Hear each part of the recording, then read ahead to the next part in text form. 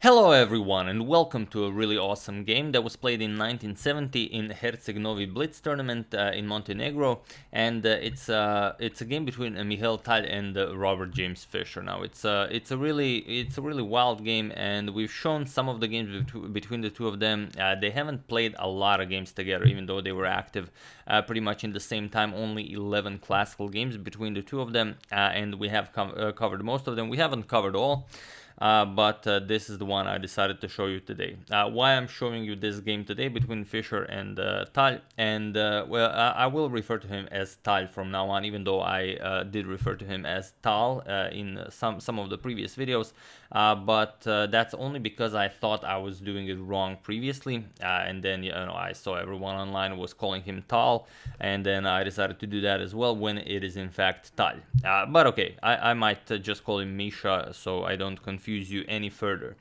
But okay, so it's a 5-minute tournament, a double round robin between some of the strongest players that were active in those days, and well, it was just an incredibly strong tournament, and of course both Misha and Bobby here were the favorites to win the tournament. Other players were amongst them Korchnoi, Petrosian, Bronstein, Hort, Matulovic, Smislov, Rishevsky, Ullman, Ivkov, and Ostojic. So a really strong tournament for those days. Well, this is one of the games I decided to show you, as today is Misha's 84th birthday, or it would be if he was still alive. So I think it's fitting we show at least one game. So without further ado, let's check it out, and then we're gonna discuss it a bit more. So Misha, with the white pieces, opens with e4, and Fischer of course goes for the Sicilian defense. We have c5, knight to f3, and d6, and this is the 1970 Fischer, so the Fischer that completely obliterated everyone in the world, bear in mind. And here, knight to c3, so not going for the open Sicilian with the d4, as this is a blitz game, but this is the old school blitz, so no increments, no funny business. This is just 5 plus 0, and we play until the last man standing. So here, e5, gaining control of the d4 square, and now bishop to c4. Misha just continues developing. We have bishop to e7 and d3 now. We have knight to f6. Fischer also makes room for castling, and we have castles by white. Knight to c6, and now knight to e1. Today, knight to g5 is what would be played going after this f7 pawn, but in those days, knight to e1 was very popular. You're preparing f4, and then the game continues. We have castles by Fischer and f4 by Misha. We have a6, preparing b5 to start advancing those pawns on the queen side, and of course Misha stops it with a4. E captures on f4, we have bishop captures on f4, and now bishop to e6. And here Tal trades on e6. We have captures, and bishop back to g3, not allowing any discoveries. If the knight moves, then the bishop could be quite weird there on f4. And here queen to b6 by Fischer, saying you really haven't achieved all that much. I've now developed my queen, your b pawn is under attack, I've connected my rooks, I have a very strong center, and you have the white pieces, and you really haven't achieved all that much. And here, well, you could defend it with rook to b1. There's no need to do that. Misha just goes queen to d2. He offers the b2 pawn, even though the b2 pawn is poisoned. Or poisonous, depending on which you prefer. So if you go capture it, then you're just lost, because after rook b1, queen a3, rook b3 traps the queen, and it's game over. Or rather, it doesn't trap the queen. Black does have this capture that attacks the queen, but black will suffer severe material loss. So instead, after queen d2, we have knight to g4 by Fischer. He says, okay, first we're going to do some trades, and then I might capture that pawn. But also, you constantly have to worry about c4. Does this discovery do anything, or maybe not? So here, knight back to f3 by Misha, and now knight to d4. Again, capturing here would be even worse now, because now you just have rook f to b1, and the queen is immediately lost. So knight f3 and knight to d4. Sorry, wrong knight. Knight to d4. Now putting pressure on the knight on f3 and threatening to pick it up and bust open the pawn structure here. So rook 8 to b1. You have to keep an eye on that pawn here. And now knight captures on f3. We have g captures. You could also capture with the rook, but it doesn't really help all that much. So instead, G captures and now knight to e5. Remaneuvering the knight is now on an excellent square, and even though you could capture here and mess up a black's pawn structure, black doesn't really mind here because he will have excellent control of d4 and f4 squares, and well, the white king is wide open, not much to worry about here. And well, especially since it's a blitz game. So here, king g2 by Misha. Although f4 was also a possibility, the f3 pawn is under attack, so f4 does make the problem go away. But okay, Misha has a different idea. We have king to g2, and now comes knight back to g6. We have knight to e2, gaining more control of the f4 square, and now knight to h4 with check. And here you have to do something because the f3 pawn is under attack. If you move the king, you're going to lose it. If you put the king in front of the rook, then the rook no longer defends it, you're again going to lose it. So here, Misha accepts the knight, we have bishop captures on h4, and now just b4. The king is no longer on this diagonal, so you can bust open the b file. So Fischer goes back, queen to c7, and now a trade on c5. We have captures, and a5. Misha now gains control of the b6 square. He wants to play rook b6. Doubling rooks on the b file is possible, however, it's very likely that Fischer will double rooks on the f file, and you kind of want to keep this rook here to defend this lonely f3 pawn. And this is exactly what Fischer does. He goes rook to f6 and f4 now. The pawn will be much easier to defend on f4, as it's defended many times here, than it would be on f3. We have rook 8 to f8, and now, as there is no immediate danger of capturing on f4, Misha does this very nice rook lift. So rook to b6, and now comes bishop to g5 by Fischer. And now, of course, you cannot capture the bishop because you lose the rook here, and there, well, the f4 pawn is attacked 4 times, so you have to do something here. So Misha defends it with e5. He says, okay, now the queen is no longer attacking the pawn here, and you don't have this very sneaky queen captures on e5, as the queen on d2 is also hanging, because after pawn captures, the rook is also under attack. So it would work if the rook was not on f6, but here you just lose a rook on f6 and you are down a whole rook. But it is an interesting position. So here, rook to f5 instead. Now, with such ideas are possible, and here comes rook captures on e6. And here, with rook to f5, Fischer is actually threatening to capture here, and probably a move like queen to e3, just defending that, works wonders for Misha, but he went for rook captures on e6 instead.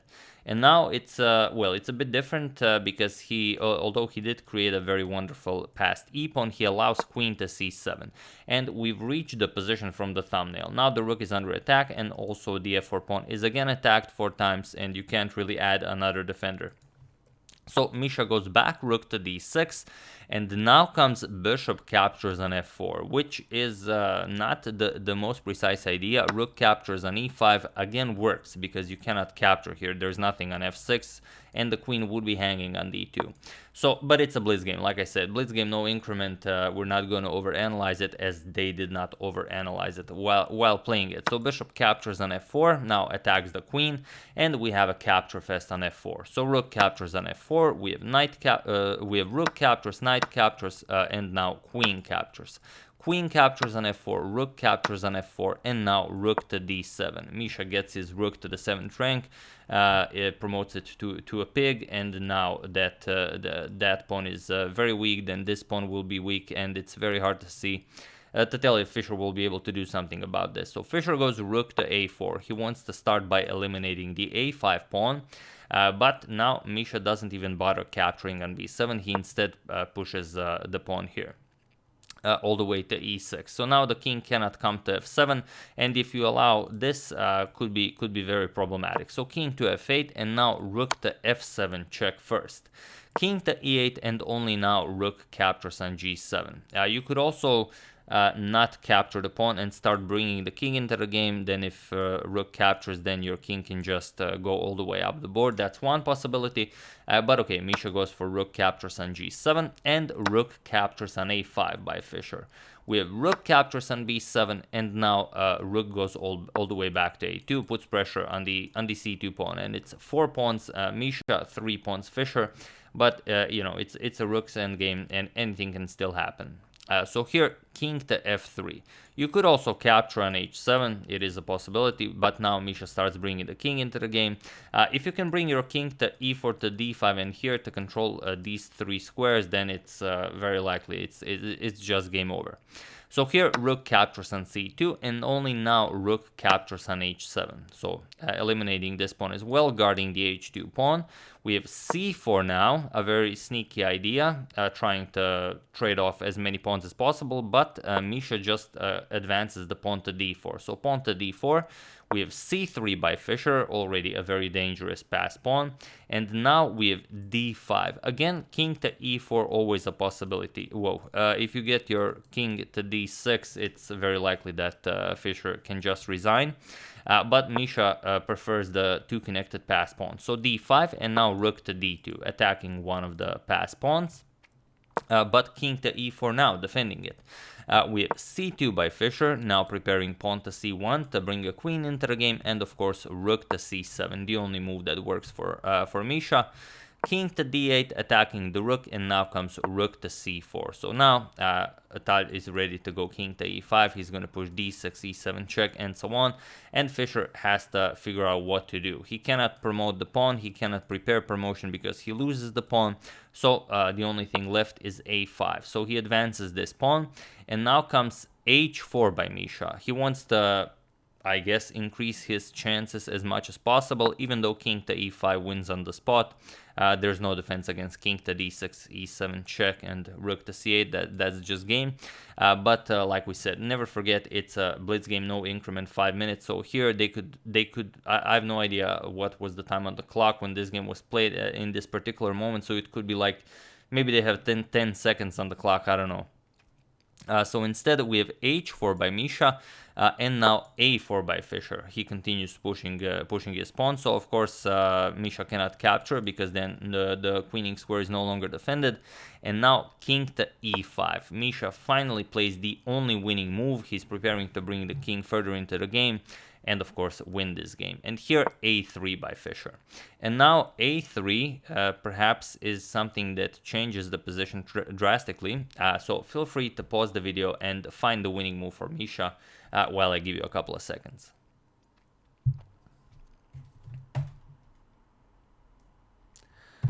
So for those of you who were able to do it, congratulations on spotting the move we've discussed this entire video. And for those of you who just want to enjoy the show, it's king to d6, the only winning move. Now all of these squares are covered and there's no defense. E7 check is coming, you're going to have to move the king, then rook comes, then pawn promotes with check. It's just all over. For example, a2, you're just going to play e7 check, you're going to have to move the king, rook c8 check, king goes to f7, and now the promotion comes with check, which is extremely important because, of course, Fischer also wants to promote his pawns.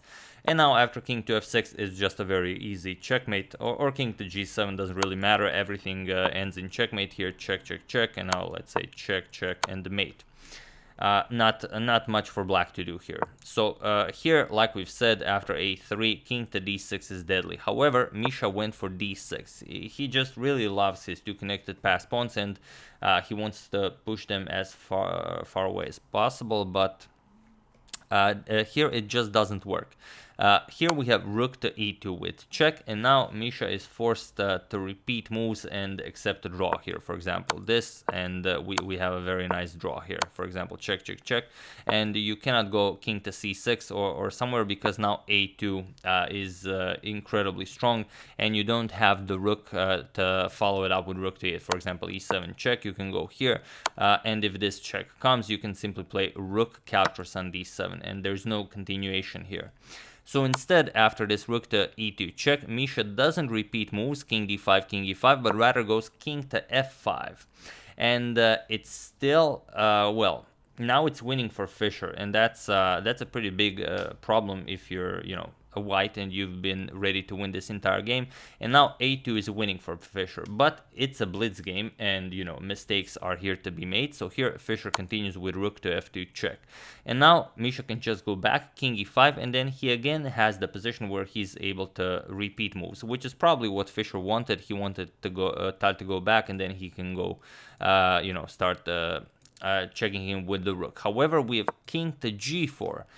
Misha really wants to win this game, as he really doesn't like to draw his games with the white pieces. But now we have a2. Now there could be a problem, because, well, this pawn could queen on the next move, and there's a problem with e7. e7 check doesn't work, because after king d7 and rook to c7 check, you can just capture here, and even though you get a queen into the game, just king captures on c7, and yes, it's a queen against a rook, but a queen against a rook and two pawns ready to queen. So the best white can do here is just hope to continue checking the black king. Even if you somehow connect the check with the rook, if you can fork the rook, it's very unlikely that you will be able, not very unlikely, it's impossible, you will not be able to fork them and grab the rook with check, because black is not an idiot. So that will not work. So after a2 we have d7 instead of e7, but now it's just completely winning for Fischer. And here, of course, what Misha wants is for Fischer to promote his pawn and then to have this check followed by bringing a queen into the game with tempo. However, Fischer just plays king to e7, and now there's no promotion, and rook here doesn't really do anything. I mean, it does do something, but not all that much, because after rook to c8, now threatening to bring the queen into the game with check, Fischer just played rook to d2, and now this square is covered, and there isn't all that much you can do. Rook e8 check was played, king to f6, and now there's just not enough. For example, if you bring a queen into the game and black trades here, captures, you cannot stop both of the pawns, and you're just going to lose the game. So instead, after king to f6, e7 was played by Misha, but now Fischer just played rook captures on d7. And it was in this position on move 51 that Mikhail resigned the game, as there is nothing more to be done here. One of the pawns will queen next, you're going to lose this pawn, and that's just it. So if you're wondering why I'm showing a game Misha lost on his birthday, well, that's because we've already covered all of the games that he won against Fischer, and I thought, well, maybe just show a few more games against Fischer before we show some other games, because there will be other birthdays, and we have to cover some other games as well. But yeah, that's why I showed it, and it was a really wild one, because it's interesting. The two of them met at the beginning of the tournament, so the first two games were between the two of them, and Fischer won both of them. And then Fischer, after beating Misha, who was the second favorite to win the tournament, continued and just crushed everyone in the tournament. The final result for Fischer was 17 wins, 4 draws, and only 1 loss. And the second place was won by, of course, none other than Misha here. But Fischer had 4.5 points more than Misha in the end of the tournament. And if you're interested in who is this mystery person that defeated Fischer in this tournament, it is none other than Viktor Korchnoi. He was able to snatch away 1 point from Fischer. So yeah. And these are the standings between the two of them. So if you look at the final standings in classical games, Misha defeated Fischer 4-2 with 5 draws in classical games. We've shown all the games where Tal defeated Fischer, so if you guys are interested in that, I will put an entire link to the 1959 Candidates tournament in the description below, so you can check out games from that tournament. All 4 games that Misha won are in that tournament, and if we include rapid and exhibition games, then the two of them tied 4 wins each with 5 draws. So that's if we include rapid and exhibition games, but in classical, Misha is just ahead. So really exciting stuff. And like I said, this was 1970s Fischer, so the one that destroyed the Palma de Mallorca interzonal, the candidates matches against everyone, and then defeated Boris Spassky. So this was a monster. And well, basically the only reason Tal did not win this game is because lost the game is because he really wanted to win the game with the white pieces. So yeah. That's the game. I hope you guys enjoyed it. We might show some more between the two of them, but we don't have all that many, so we have to save them, like we did between Misha and Nijmedinov. We're gonna cover all of them at some point. So yeah, once again, I do hope you enjoyed it, well, also I want to say that Misha would not mind if I showed a game on his birthday where he lost against Fischer, because he really appreciated Fischer. And when Misha fell ill during the candidates tournament in Curacao, and he was in the hospital, Fischer was the only one who came to visit him and play some probably friendly games against him, check out some positions, maybe not play full games. But pretty sure that Misha would not mind me showing such a game. So at some point we might cover this entire tournament, as I believe all of the games were saved, or maybe just all of Fischer's games, but I think most of the games were saved, maybe even all. So we'll see how it goes. So yeah, once again, I do hope you enjoyed it. I would like to thank Tom Petrie, Frederick Jakobsson, Tore Indrerak, Duncan Weinkoll, and Prodromos Matsokas for your contribution to my channel. Thank you a lot, I really appreciate it. As usual, you can check 2 of my previous videos here. Thank you all for watching, and I will see you soon, continuing the Morphe saga, checking up on your wonderful suggestions, and whatever else happens in the chess world. So thank you all, I will see you soon, and have an excellent rest of your day. And I've just realized a video on a blitz game lasted 21 minutes, so sorry about that.